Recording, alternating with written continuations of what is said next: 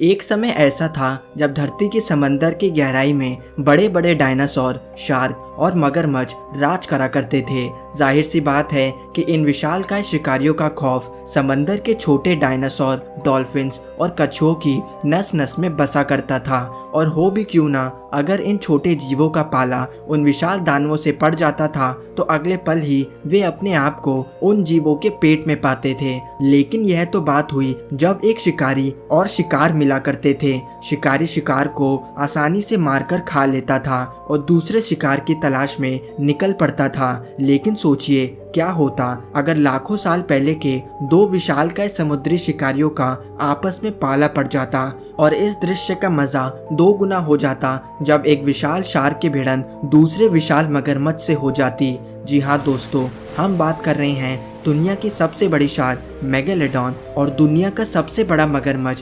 सार्कोसॉर्कस की। इस हालात में दोनों खतरनाक शिकारी एक दूसरे के आमने सामने होते।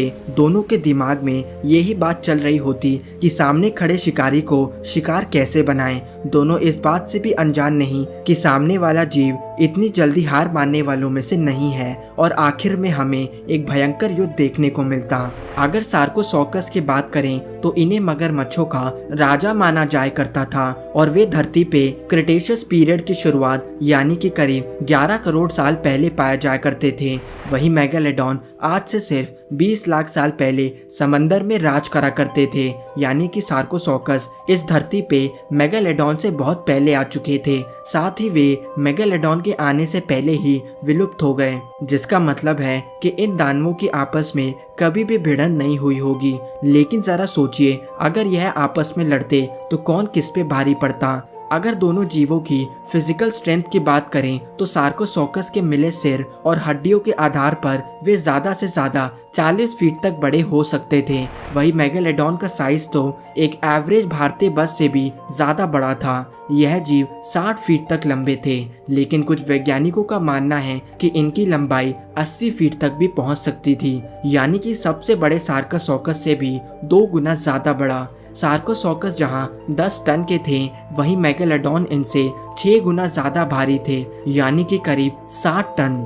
वैज्ञानिक मानते हैं कि सार्कोसॉर्कस ठीक आज के भारत में पाए जाने वाले घड़ियाल की तरह दिखते थे। बल्कि कुछ लोग तो मानते हैं कि आज के घड़ियाल के पूर्वज और कोई नहीं बल्कि सार्कोसॉर्कस थे। इनका जबड़ा एक घड़ियाल की तरह ही पतला और लंबा हुआ करता था, लेकिन पतले जबड़े का यह मतलब नहीं कि इनमें ताकत नहीं थी। एक सार्कोसॉर्कस का बाइट फोर्स 9 टन था। इनके दांत काफी मोटे थे, लेकिन शेप कॉनिकल था। इस तरह के दांत अपने शिकार के शरीर में घुसाने से ज्यादा उनको अपने जबड़ों से पकड़ने के लिए होते थे, यानी कि एक बार सार्कोसॉर्कस किसी जीव को पकड़ ले तो वे उससे बच नहीं सकता था और आखिर में वे मगरमच्छ उसे पानी में खींच लिया करता था। सार्कोसॉर्कस के जबड़े में 132 दांत थे। हालांकि यह संख्या काफी ज्यादा है, लेकिन जब इन्हें मेगालोडॉन के दांतों की संख्या से कंपेयर करें तो सार्कोसॉर्कस इसके आसपास भी खड़ा नजर नहीं आता, क्योंकि मेगालोडॉन के जबड़ों में 276 खतरनाक दांत हुआ करते थे, जिनके पास आज के एक एवरेज चाकू से भी ज्यादा धार थी। यह जीव अपने जबड़ों से 80 मैट्रिक टन का बाइट फोर्स पैदा कर सकते थे, जो कि इन्हें इस धरती का सबसे ज्यादा बाइट फोर्स वाला जीव बनाता है। मतलब साफ है, क्योंकि सार्कोसॉर्कस के दांत अपने शिकार को पकड़ने के लिए बने थे। साथ ही मेगालोडॉन का शरीर काफी मोटा था, तो सार्कोसॉर्कस के लिए मेगालोडॉन के शरीर को भेदना नामुमकिन था। हालांकि वे उसे चोट जरूर पहुंचा सकता था, और अगर वे किसी तरह मेगालोडॉन को ज्यादा चोट पहुंचाने में कामयाब हो जाता है तो मेगालोडॉन को ज्यादा खून बह जाने के कारण मार भी सकता था। लेकिन जाहिर सी बात है कि सार्कोसॉर्कस को यह काम मेगालोडॉन के वार से बचते हुए करना होगा। यहाँ कुछ बातें हैं जो सार्कोसॉर्कस के फेवर में हैं, जैसे कि वैज्ञानिक मानते हैं कि हालांकि मेगालोडॉन समंदर में 20 माइल्स पर आवर की रफ्तार से दौड़ा करती थी, लेकिन सार्कोसॉर्कस पानी में 25 माइल्स पर आवर की रफ्तार से दौड़ने में सक्षम थे। साथ ही मेगालोडॉन के विशाल और भारी शरीर के कारण वे सार्कोसॉकस से कम फ्लेक्सिबल थे। इसका मतलब है कि सार्कोसॉकस न केवल तेजी से मेगालोडॉन के वार से बच सकता था, बल्कि उनपे उल्टा हमला करने में भी सक्षम थे। और अगर वे किसी तरह से मेगालोडॉन के फिन को उखाड़ने में कामयाब हो जाए तो सार्कोसॉकस के लिए मेगालोडॉन को मारने में कोई मुश्किल नहीं होगी, क्योंकि इस बात का प्रमाण है कि शार्क अपने फिन के बिना जीवित नहीं रह सकती। लेकिन मेगालोडॉन इतनी जल्दी हार मानने वालों में से नहीं थी। अगर एक शार्क का फिन उसका वीक स्पॉट है तो एक मगरमच्छ का वीक स्पॉट उसके शरीर का निचला हिस्सा होता है, जो कि उसके शरीर का सबसे सॉफ्ट जगह होती है। साथ ही क्योंकि मेगालोडॉन बड़ी बड़ी वेल्स और कछुए जैसे खतरनाक जीव को अपना शिकार बनाया करती थी, जिसके कारण उन्हें सार्कोसॉकस से ज्यादा शिकार का अनुभव था। यानी कि मेगालोडॉन इस बात से अनजान नहीं थी कि सार्कोसॉकस के निचले हिस्से को निशाना बनाना था।